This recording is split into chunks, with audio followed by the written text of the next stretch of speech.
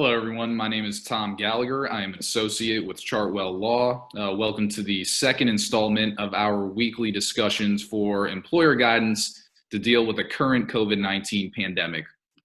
Everyone knows about the loan programs that are provided for in the CARES Act, but we wanted to discuss a little bit about the lesser discussed tax provisions and implications of the CARES Act.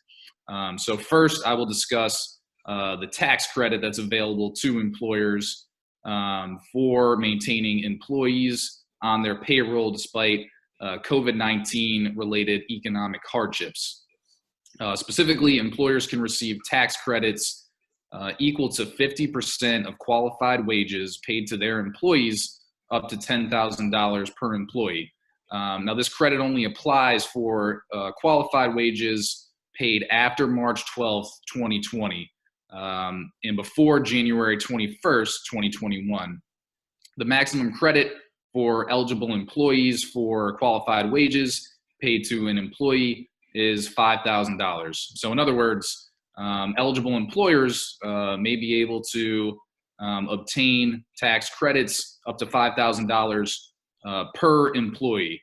So this can be a pretty nice benefit for employers dealing with the current pandemic.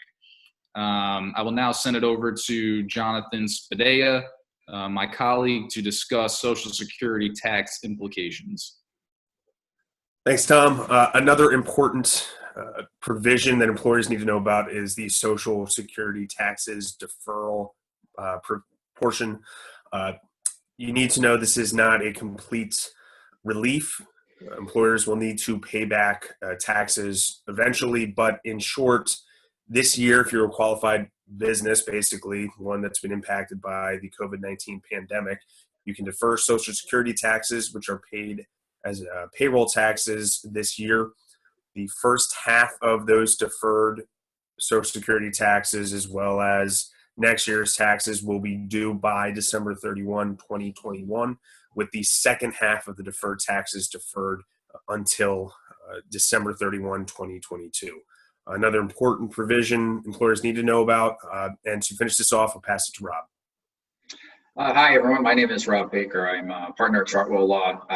One of the final provisions of the CARES Act is the student loan provision.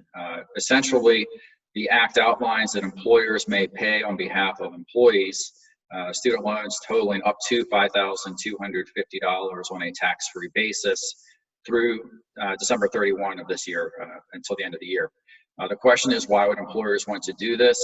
Essentially, it is a way in which an employer could recruit and or retain employees through this tax-free benefit.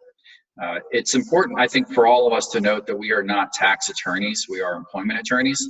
So we are addressing these issues through the CARES Act from the employment and labor perspective.